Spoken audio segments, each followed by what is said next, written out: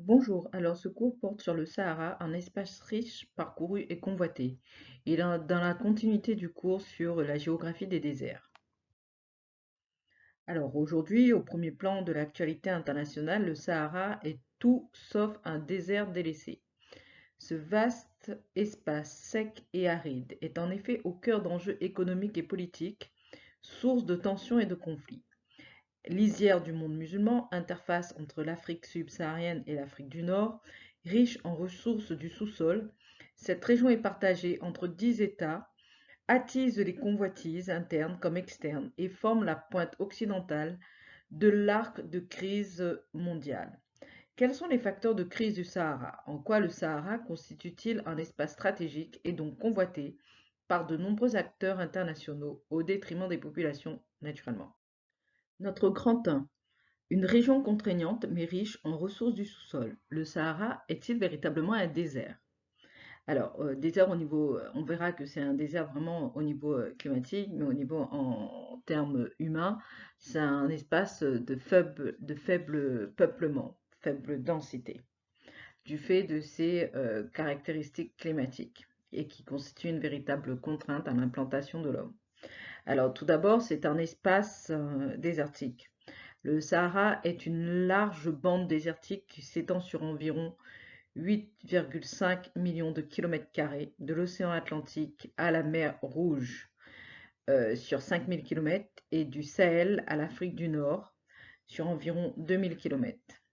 Un puissant anticyclone y limite les précipitations à 100 mm de pluie par an au nord. C'est la limite méridionale de l'Olivier et 200 mm par an au sud, c'est la limite septentrionale du Kram-Kram. Les zones les plus sèches reçoivent moins de 0,5 mm de pluie par an en moyenne et les températures peuvent atteindre près de 50 degrés. Alors, sur cette carte, nous avons les limites bioclimatiques de la zone saharienne. Nous pouvons voir ici le trait vert pointillé en pointillé, la limite méridionale de l'olivier. Et la ligne rouge pointillée, c'est la limite nord, la limite septentrionale du Kram-Kram.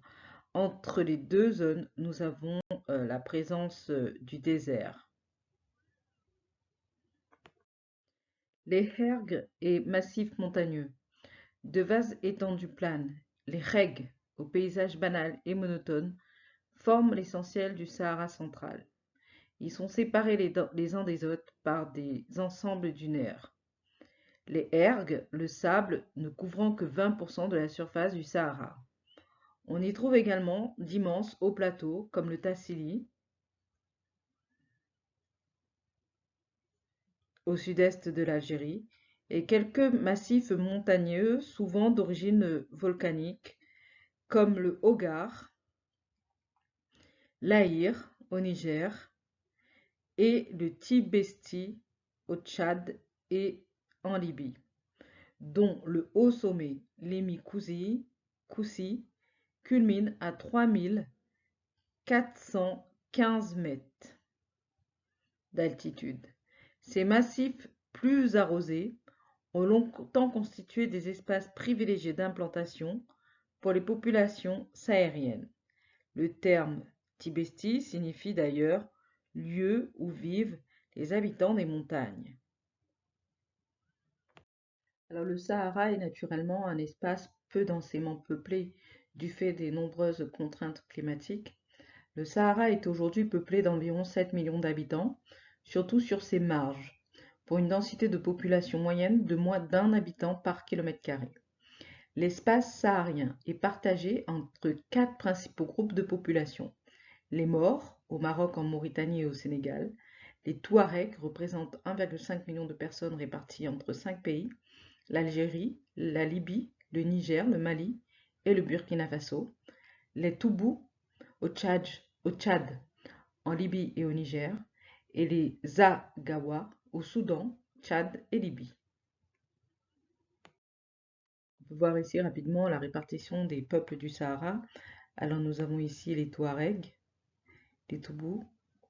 Nous avons également le long du Nil les Bédouins, que nous n'avons pas cités, mais ils forment quand même un ensemble important, les Maures, les Peuls également, et nous avons au nord du Nigeria, nous avons également les Waza et les Fulani.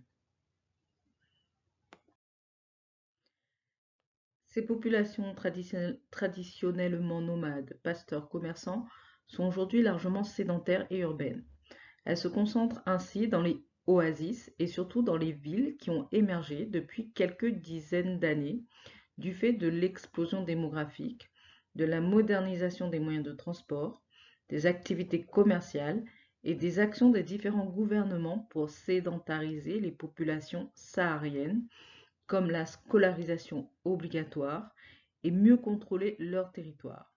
Les principales villes sont Nouakchott, capitale de la Mauritanie, Adrar, Agadez, Tamanrasset, Seba, Djanet ou encore Koufra.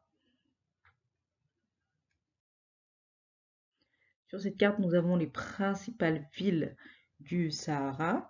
Je vous laisse les observer. On voit bien ici ces grandes villes. Nous avons en Mauritanie donc Nouakchott, Tamanrasset ici, au milieu du désert algérien. Nous avons mentionné aussi Seba.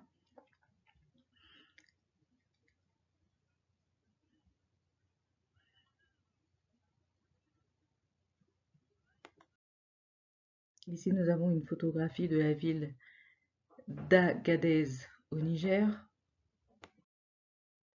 C'est un espace, alors le Nigeria est également un espace qui est riche en ressources du sous-sol, comme nous pouvons le voir ici sur cette carte, les ressources du sous-sol saharien. En Mauritanie, nous avons une forte présence de fer, au Mali d'or et au Niger de l'uranium et également de l'or. Le sous-sol saharien est extrêmement riche en ressources diverses. On y trouve tout d'abord des minerais. Le Sahara occidental produit des phosphates, le Niger et le Mali de l'uranium, la Mauritanie du fer, le Maroc et le Mali de l'or. Ces gisements génèrent des activités économiques et des rentes financières nécessaires à la mise en œuvre de politiques de développement, mais ces ressources attisent surtout la convoitise des firmes transnationales, FTN, des pays industrialisés, comme celle des responsables politiques locaux et des groupes armés. De plus, le sous-sol du Sahara renferme d'importantes réserves de pétrole, de gaz, découvertes dans les années 1950, en particulier en Algérie, où les hydrocarbures représentent près de 90% des revenus liés aux exportations et 40% du PIB, en Libye et dans une moindre mesure au Sahara occidental, au Tchad, en Mauritanie et au Niger. Ces gisements sont exploités par des sociétés nationales comme en Libye, deuxième producteur de pétrole brut du continent après le Nigeria, et plus grande réserve d'Afrique, estimée à 46 milliards de barils, où l'industrie pétrolière est gérée par l'entreprise publique nationale Oil Corporation. Le pétrole libyen est de qualité, peu cher à produire et proche des centres de consommation. Il fournit près de 93% des recettes du pays et 95% de ses exportations. Ça, ce sont des données de 2005. Les ressources, ici nous avons donc une carte sur les ressources dans le nord du Sahara. On voit bien la présence du fer, du phosphate, du charbon, mais également du pétrole. Le pétrole dans le sud de l'Algérie, en Libye. Également des gisements de gaz dans le sud de la Libye, dans le désert. Également en Algérie. Et dans une moindre mesure dans le sud du Maroc et en Mauritanie.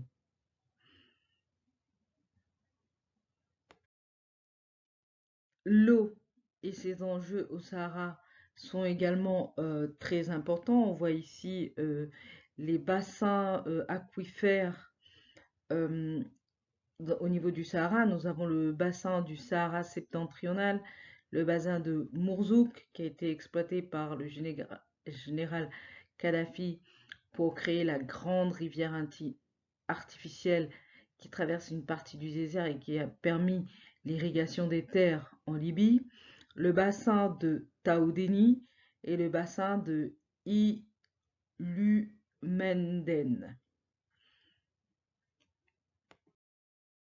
Alors le sous-sol saharien abrite de vastes nappes aquifères qui est une formation géologique poreuse et ou fissurée et perméable qui permet de stocker de l'eau.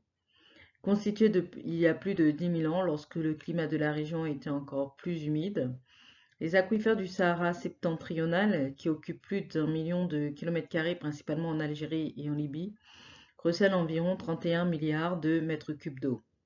L'exploitation de ces ressources constitue un enjeu majeur en termes de développement pour les usages domestiques, l'agriculture, le tourisme, mais aussi constitue un enjeu majeur pour l'environnement. En effet, l'eau de ces nappes permettent d'alimenter les villes et les activités littorales, l'industrie, le tourisme, l'agriculture, en la pompant puis en la dérivant, comme en Tunisie ou en Libye, par la création, par exemple en Libye, de la grande rivière artificielle du général Kadhafi.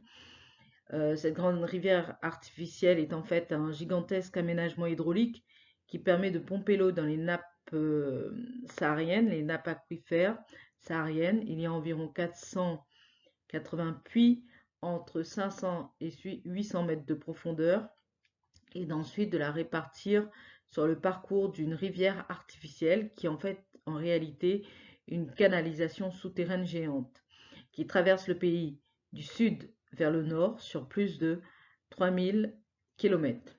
Des périmètres agricoles irrigués ont ainsi pu être développés en plein désert comme dans la région de Koufa. Alors ici nous avons une carte sur la grande rivière artificielle libyenne. Comme nous pouvons le voir ici, alors tout d'abord à l'ouest de la Libye, nous avons la nappe de Mourzouk et nous avons les réservoirs en zone de pompage. Et la ligne bleue représente la canalisation existante qui va ensuite vers le réservoir terminal. Sur tout le long de ce parcours, de part et d'autre, des espaces agricoles se sont développés. Nous avons le même aménagement, le même type d'aménagement dans l'est du pays. L'eau est pompée de la nappe de Zéphyr. Et nous avons une grande région agricole ici qui s'est développée, région agricole irriguée qui s'est développée au milieu du désert, le périmètre agricole de Koufra et les zones de pompage. Et l'eau s'écoule du sud vers le nord dans cette gigantesque aménagement qui est une canalisation souterraine et qui ensuite alimente également les principales villes en eau. Nous avons ici l'Organisation spatiale des activités agricoles à Koufa. On peut voir en gris, c'est l'espace urbain, avec, comme on peut voir dans une ville, des espaces dédiés à l'entreposage et des activités commerciales, avec le stockage de marchandises. Nous avons sur ce périmètre, sur cette zone, nous avons l'agriculture irriguée que l'on peut voir grâce les cercles verts, en fait, représentent l'agriculture irriguée. L'eau est prise directement du sous-sol et alimente et irrigue et les champs de céréales et ce qui a permis le développement de l'agriculture dans cette zone désertique. Nous avons ensuite également développé, Kadhafi a également développé des fermes agricoles dans cette région et nous avons aussi la palmeraie qui est ancienne, on voit bien ici avec l'espace urbain traditionnel et on voit bien ici que c'est une palmeraie ancienne puisqu'elle n'est pas de forme géométrique comme les palmeraies récentes qui ont pu se développer grâce au pompage de l'eau de la nappe aquifère.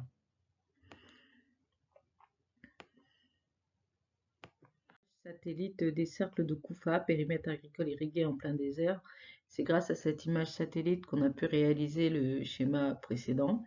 On voit bien ici au sud-est de la ville les cercles agricoles irrigués, les fermes agricoles et l'oasis traditionnelle ainsi que l'espace bâti traditionnel avec la vieille ville qui se trouve ici en gris. Alors ces nappes entraînent des problèmes environnementaux parce que les nappes phréatiques se rechargent très lentement.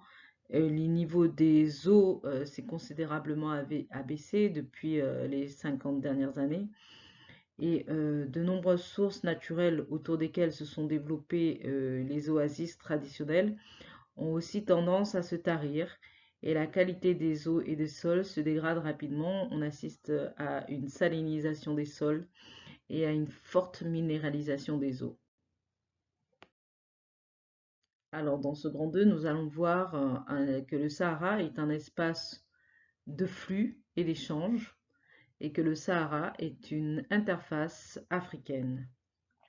C'est un espace d'échange qui est très ancien.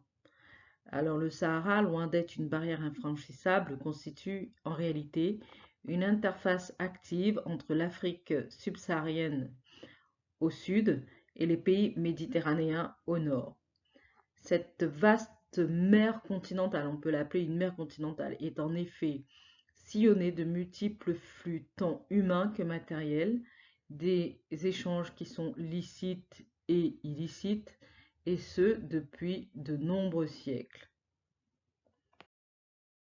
Malgré les contraintes et les difficultés pour le traverser, les disparités de ressources entre les régions au climat contrasté ont constitué un grand attrait pour le commerce. Dès le IXe siècle avant notre ère, les échanges transsahariens se développent. Animés par les Phéniciens, puis par les Grecs et les Romains, à partir du Moyen Âge jusqu'au XIXe siècle, le commerce saharien devient caravanier et repose sur l'utilisation du dromadaire. Les pays du Sud fournissent de l'ambre, de la cola, du poivre de Guinée, des peaux et surtout de l'or et des esclaves. L'Afrique du Nord et l'Égypte vendent des bijoux, des chevaux, du tissu, des dattes et du blé, alors que le Sahara approvisionne les autres régions en sel. Ce commerce entraîne la prospérité des transporteurs marchands nomades, comme des États du sud du Sahara, comme par exemple le Mali et le Ghana. Le commerce transsaharien et les routes caravanières majeures au Moyen Âge, comme nous pouvons le voir ici, ces grandes routes sont représentées en pointillés verts et elles traversent le Sahara du nord au sud. C'est là que s'effectuent la plupart des échanges dans le désert. C'est des routes, mais également des pistes traversées et empruntées par les nomades et les caravaniers. C'est un espace d'échange difficilement contrôlable. De nombreux flux commerciaux traversent aujourd'hui le Sahara. La région est tout d'abord un fournisseur de matières premières minérales et énergétiques, principalement à destination des puissances industrielles du Nord et de l'Asie. Des oléoducs, gazoducs conduisent les ressources issues des gisements sahariens vers les littoraux, où se concentrent raffineries, pôles industriels, infrastructures portuaires. Alors ça, c'est surtout les oléoducs et gazoducs installés dans le sud de l'Algérie et de Libye qui traversent l'Algérie et la Libye, leur propre pays, et qui alimentent les pôles industriels et les infrastructures portuaires du littoral algérien et libyen. Mais il y a un projet beaucoup plus important, c'est le projet de gazoduc transsaharien, le Trans-Sahara Gas Pipeline, qui devrait permettre d'acheminer les ressources gazières du Nigeria vers les ports algériens, puis vers l'Europe, en passant par le Niger. Alors ce gazoduc est long de 4300 km pour un coût de 21 milliards de dollars. Il devrait transporter annuellement entre 20 et 30 milliards de mètres cubes de gaz naturel et devrait être doublé d'une autoroute Alger-Abuja ou Alger-Lagos. ainsi que d'une ligne de fibre optique. La réalisation du projet est toutefois aujourd'hui ralentie, menacée par l'insécurité qui règne au Nigeria et dans l'espace. Alors sur ces cartes, nous avons le tracé ce fameux gazoduc qui part du Nigeria et qui est destiné à arriver sur le littoral méditerranéen d'Algérie et qui devrait traverser le Niger. Ici, à gauche, là, nous avons la version anglaise et ici la version française. Alors, par ailleurs, les biens agricoles et manufacturés circulent de plus en plus à travers le désert. Du sel, du bétail, de l'arachide, du henné venant du sud, des pâtes alimentaires, de la semoule, des produits électroménagers, des téléphones mobiles ou encore du carburant en provenance du nord. Ce commerce se développe grâce aux routes et voies ferrées construites par les États de la région pour désenclaver le Sahara, l'intégrer au reste du territoire national et donc accroître leur contrôle sur les zones désertiques. Les villes dynamisées par ces infrastructures jouent le rôle de carrefours commerciaux, de nœuds avec des réseaux de communication en densification. Ces échanges sont en partie légaux et en partie liés à la contrebande. Ici, sur cette carte, nous pouvons voir les routes et les pistes transsahariennes.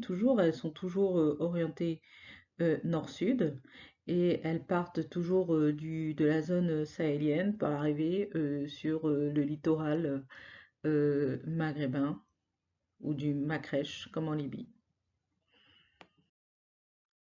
Et en raison des difficultés de surveillance des territoires sahariens, de la porosité des frontières et du niveau élevé de corruption des responsables politiques comme des forces de l'ordre, le Sahara est devenu depuis quelques décennies un vaste espace de contrebande et de trafic de produits licites, mais également illicites, comme les armes depuis la Libye, le Moyen-Orient, les drogues, notamment la cocaïne en provenance d'Amérique latine, qui transite par le désert pour arriver au marché de consommation européen, le commerce également d'êtres humains, réseau esclavagiste, des biens de consommation courante, les cigarettes, les médicaments. Les recettes de ce trafic alimentent les caisses de bandes armées, de groupes terroristes et de familles commerçantes. Ici, nous avons une carte sur le Sahara, le Trans-Sahara Trafficking and Trade Finance. Alors, on peut voir ici les principaux aires et principales villes, principales régions, carrefours, où s'échangent ces marchandises, qu'elles appartiennent au réseau légal ou au réseau illégal. Nous voyons également l'essor du trafic d'êtres humains dans le désert du Sahara. C'est un essor ce commerce d'êtres humains se fait dans le sens sud-nord, puisque beaucoup de migrants souhaitent, en fait, des migrants dans une situation parfois d'esclaves, tentent d'aller s'installer en Europe dans l'optique d'avoir une meilleure vie. C'est un espace de transit et de migration. Le Sahara est donc un espace de transit et de migration. Si les peuples nomades du Sahara sont aujourd'hui largement sédentarisés, le désert demeure un vaste espace de circulation pour des milliers de migrants, le plus souvent clandestins. Originaires d'Afrique subsaharienne, cherchant à fuir la pauvreté ou les conflits et à rejoindre l'Europe et ses richesses. Les migrants tentent de traverser le vide saharien pour rejoindre l'Afrique du Nord avant d'embarquer pour la traversée de la Méditerranée. Si le drame humain que constitue cette dernière est largement médiatisé, le voyage transsaharien occasionne lui aussi souvent des périls et des souffrances, et est généralement fait en plusieurs étapes et peut prendre plusieurs années. En route, les migrants s'installent souvent temporairement dans des carrefours migratoires comme Tamanrasset ou Agadez pour travailler et épargner suffisamment d'argent pour la prochaine étape. Les migrants dépensent plusieurs centaines de dollars pour satisfaire leurs besoins quotidiens, payer les pots de vin aux autorités, les passeurs et les trajets, qui se font en camion ou en pick-up. Lors du voyage, il arrive que ces migrants soient abandonnés par les passeurs, et même parfois kidnappés et brutalisés et torturés pour obtenir des rançons. Le drame humain de l'immigration est également saharien. Alors le Sahara, c'est notre grand 3. Le Sahara est également un espace de tension et de conflit. Le Sahara est un espace convoité, tout d'abord au niveau des frontières, les tensions qui sont frontalières. Il y a 10 États indépendants qui se partagent l'espace saharien. Nous avons le Maroc, l'Algérie, la Tunisie, la Libye, l'Égypte, la Mauritanie, le Mali, le Niger, le Tchad et le Soudan. Si l'immensité du désert rend parfois difficilement contrôlables les frontières, celles-ci sont toutefois connues et clairement tracées. Malgré tout, certaines limites d'État sont encore discutées ou non reconnues, comme c'est le cas pour le Sahara occidental. Ce territoire de 266 000 km² sans statut juridique définitif depuis le départ des Espagnols en 1976 est revendiqué à la fois par le Maroc et par la République arabe sahraoui démocratique proclamée par le mouvement politique armé du Front Polisario en 1976 qui cherche à obtenir l'indépendance totale de la région.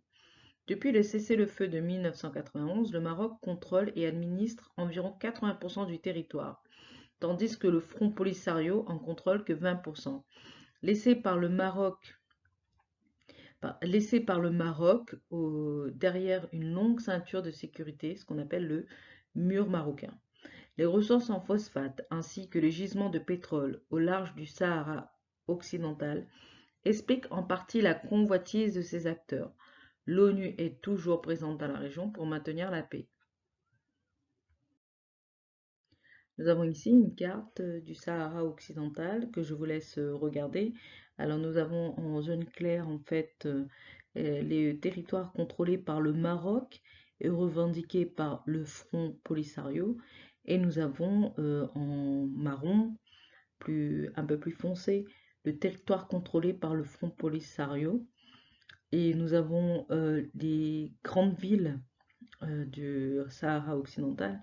Nous avons Laayoune, avec près de 210 000 habitants. Ensuite, nous avons Dakhla et Smara, entre 100 000 et 50 000 habitants. Nous avons les camps de réfugiés sahraouis en Algérie, au niveau de la frontière algérienne. Et nous avons les postes d'observation de Minurso de l'ONU. Alors, on peut le voir, ce sont les petites tentes bleues que l'on voit sur la carte ici. Et le mur marocain de défense érigé dans les années 1980, c'est cette ligne rouge épaisse. Alors nous avons également les conflits internes aux États. Certains États sahariens sont également déstabilisés par des tensions internes, comme entre sédentaires et nomades, entre agriculteurs et éleveurs pour l'utilisation des ressources en eau, entre différents groupes ethniques, comme avec les Touaregs au Mali, ou encore entre une partie de la population et le pouvoir central, comme lors du printemps arabe, débuté en 2008 en Tunisie avant de toucher l'Égypte et la Libye. Ces mouvements révolutionnaires spontanés en réaction à l'augmentation du coût de la vie, au chômage, à l'absence de perspectives d'ascension sociale et professionnelle, au manque de liberté, à la corruption des régimes autoritaires, ont amené à la destitution de dictateurs en place depuis plusieurs décennies, comme Moubarak en Égypte, Ben Ali en Tunisie ou Kadhafi en Libye. C'est d'ailleurs dans son pays que les affrontements ont été les plus violents et ont abouti à une véritable guerre civile opposant les troupes de Kadhafi aux insurgés du Conseil national de transition. La répression sanglante des opposants ainsi que les intérêts économiques et politiques ont amené naturellement l'ONU à adopter la résolution 1973 mettant en place une zone d'exclusion aérienne autorisant les frappes militaires contre les troupes loyalistes. Des opérations ont été menées par les forces françaises et celles de l'OTAN entre mars et octobre 2011.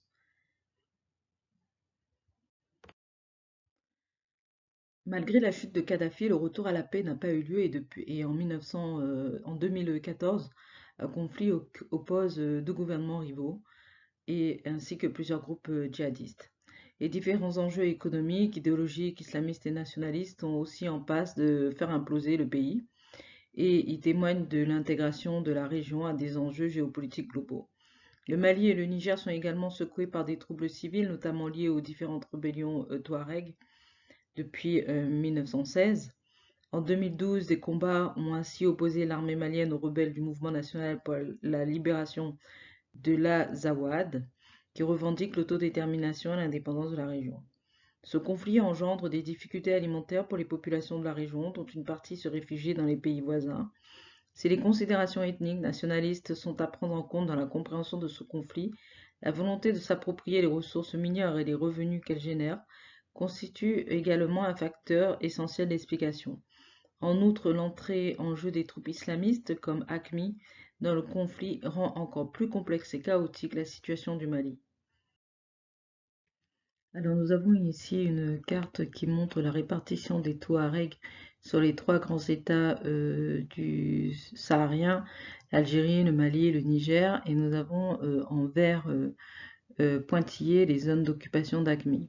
Alors la région d'Azawad, c'est la région qui veut son autonomie et son indépendance, qui réclame son indépendance, et nous voyons ici les deux grandes villes, Tombouctou et Gao. Et nous avons également une zone qui est riche en minerais, mais également nous voyons que c'est une zone où il y a eu les principaux combats depuis les revendications indépendantistes des Touaregs. Alors c'est une région, le Sahara est également une région connectée à des enjeux géopolitiques mondiaux. Depuis 2007, le groupe terroriste salafiste Al-Qaïda au Maghreb islamique, AQMI, né de l'intégration de l'organisation terroriste algérienne du groupe salafiste pour la prédication et le combat à la mouvance Al-Qaïda, est particulièrement active dans la zone saharienne. Celle-ci est en effet propice au camouflage de petits groupes mobiles, offre une multitude de refuges et rend donc difficile les actions de repérage et les interventions militaires. Le groupe qui à l'origine cherchait à prendre le pouvoir en Algérie participe à présent au djihad mondial. Entre 2003 et 2010, il multiplie les rapts dans la zone Sahara-Sahel, des rapts de touristes, de membres d'ONG, de salariés de FDN, firme transnationale occidentale, et demande des rançons pour leur libération ou assassine leurs otages. À partir de 2009, la région devient une forteresse de la guerre sainte, vouée à accueillir et à entraîner les djihadistes du Maghreb et des pays subsahariens limitrophes. L'ambition est donc, comme le souhaitait Oussama Ben Laden, l'auteur des attentats du 11 septembre 2001 aux États-Unis, de créer un nouvel Afghanistan aux portes d'Europe, une base à partir de laquelle préparer l'assaut contre le littoral maghrébin et le sud de l'Europe.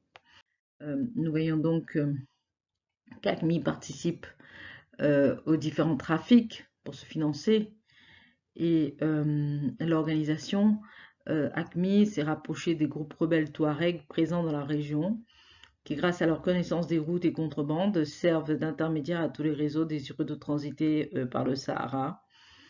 La criminalisation économique du Sahara est donc en train d'évoluer vers une criminalité politico-religieuse sur laquelle la contrebande constitue un moyen de financement. Donc AQMI et les rebelles Touaregs au nord du Mali, sur cette carte, on voit bien, sur cette carte, nous avons la présence d'AQMI et des Touaregs, on voit bien la superposition des deux. Les Touaregs revendent également des otages aux djihadistes et les aident parfois dans leurs actions en échange de leur protection et de leur appui. C'est ainsi que les salafistes ont soutenu les indépendantistes du MNLA lors de leur attaque du Nord Mali en 2011, avant de poursuivre seule l'offensive dans la région de Mopti depuis 2013.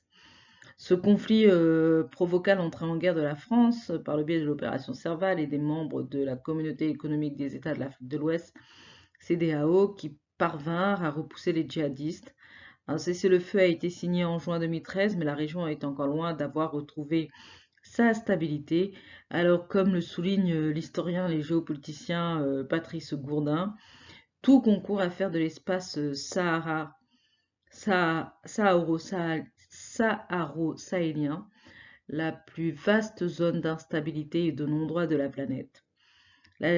La géographie, la paupérisation persistante sinon organisée des Touaregs, les convoitises étrangères, l'extrémisme politico-religieux et les mafias. L'intervention de puissances extérieures témoigne en effet de l'importance géostratégique et géoéconomique de la région. Défense des intérêts économiques, protection des ressortissants nationaux, lutte contre le trafic de produits illicites et contre le terrorisme international, recherche d'États alliés. Autant d'enjeux qui font du rétablissement de l'ordre et de la sécurité au Sahara un impératif pour de nombreux États, parmi lesquels la France, mais également la Chine et les États-Unis. Pour ces derniers, le Sahara est désormais un front de guerre contre le terrorisme dans la mesure où ils jugent que leur propre sécurité dépend du succès de la lutte qui les oppose aux islamistes. Les intérêts américains ne se limitent toutefois pas à cet aspect. Les États-Unis cherchent en effet également à affirmer leur présence dans cette région, à la fois pour contrer l'implantation croissante des Chinois, diversifier leurs sources d'approvisionnement en hydrocarbures et se procurer des matières premières. Ils ont ainsi largement contribué à l'aide au développement dans la région, multiplié les investissements et augmenté de manière significative leur coopération et leur présence militaire.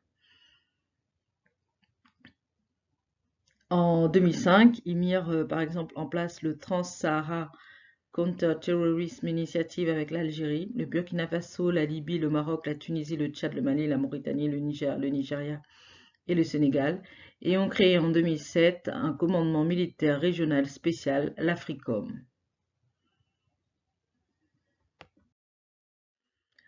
Donc, pour conclure ce rapide aperçu sur le Sahara, un espace de convoitise, nous avons une sélection bibliographique.